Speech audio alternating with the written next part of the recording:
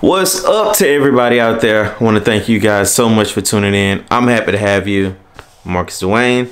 In this one, we're going to be talking about how to create a successful email campaign. But before we get into today's content, I want to let you guys know that this channel is all about affiliate marketing, make money online, talk about different tips, tricks, and strategies, how to get the best results. So if you like that, if that's your thing, go ahead and hit that subscribe button. Let's get right to it. So first and foremost, the first thing that I want to tell you guys to do is to be like 100% authentically you, whatever that means. So it's okay to, model other digital entrepreneurs. It's okay to get on their email list and to get an idea of how to craft these emails, especially if you're brand new, you're just starting out, you have no idea what you're doing, but you kind of want to put your own spin on it. You want to, convey to your audience that you're real, that you're genuine, and this is you. So with that part out of the way, first thing I want to talk about is like you're building up your email list. And it's a lot of people that do this. They build up the email list and they don't actually email people. Like they don't even actually email their list. I don't know why, because emails, like building an email list, costs money. Like you're taking, even if you're using like free traffic, you still have to use, you still have to pay for like your actual autoresponder, like the service. You have to pay, or whether it's Aweber, GetResponse, or whatever you're using, you're paying for that. So I don't understand not mailing, but I kind of get it. So, but I just don't want you guys to let things like the fear of someone unsubscribing to your list, or the fear of not knowing what to actually write to keep you guys from communicating with your audience, and to keep you guys from emailing your list. Also, be sure to add tags at the end of your follow-up sequence. So that I talked about this in another video where I put tags at the end of my list to kind of take them from under the actual follow-up sequence for whatever offer that I'm promoting at the time, and categorize them so that I can actually put them in my broadcast. And because like me personally, I don't like to send multiple emails in a day. So if they're going through the actual sequence that is related to whatever email that they opt into, I don't want to send them extra emails and stuff like that. I really want them to just focus on whatever that sequence is about, and that's it for the time being.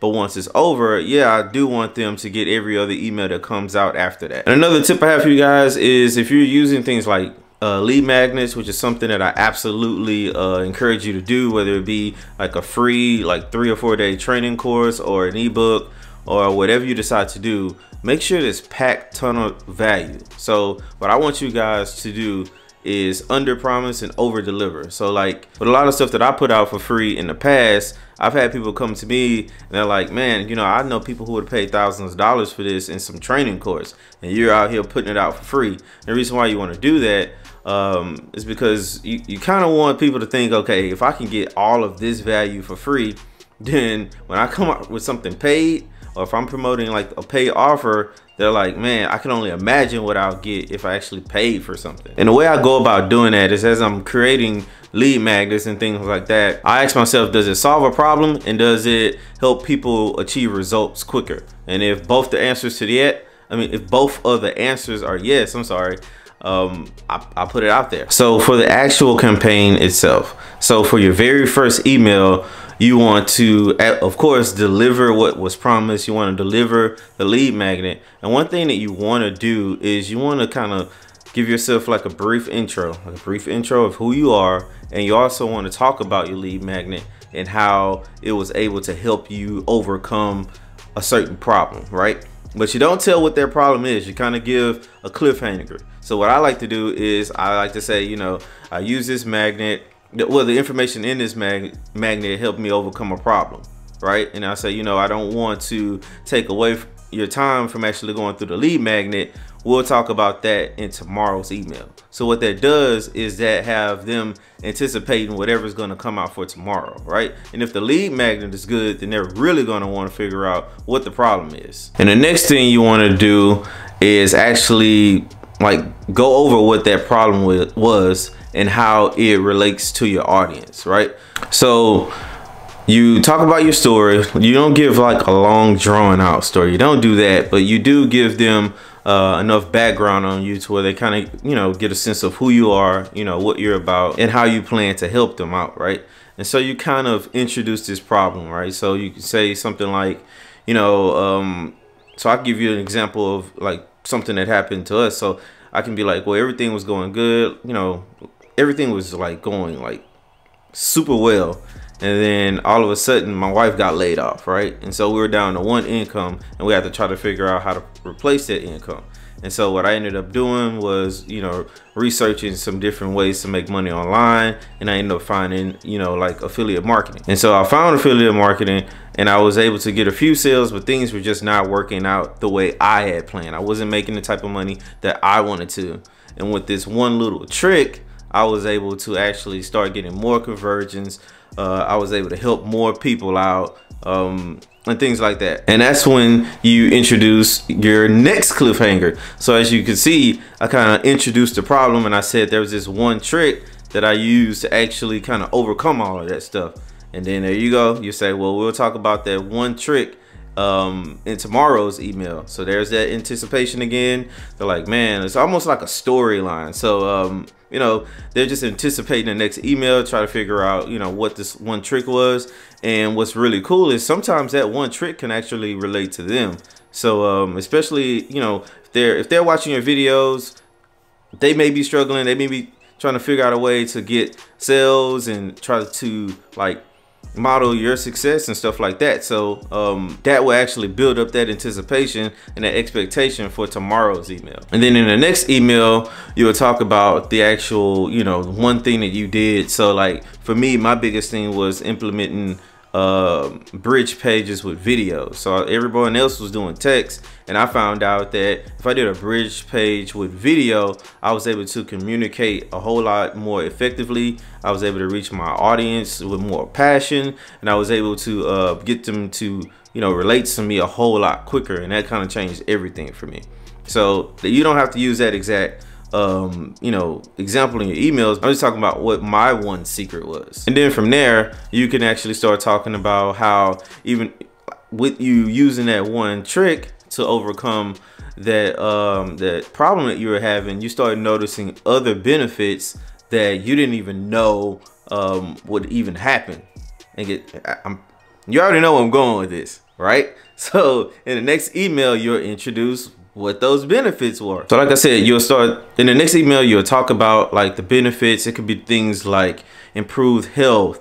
You're able to spend more time with your family. You know, you were able to travel a lot more because you're now working from your laptop. You're not tied to a desk or a cubicle, things like that. So with this one, you really don't need too much of another cliffhanger or anything like that, because your next email will actually be your pitch. It'll be your offer.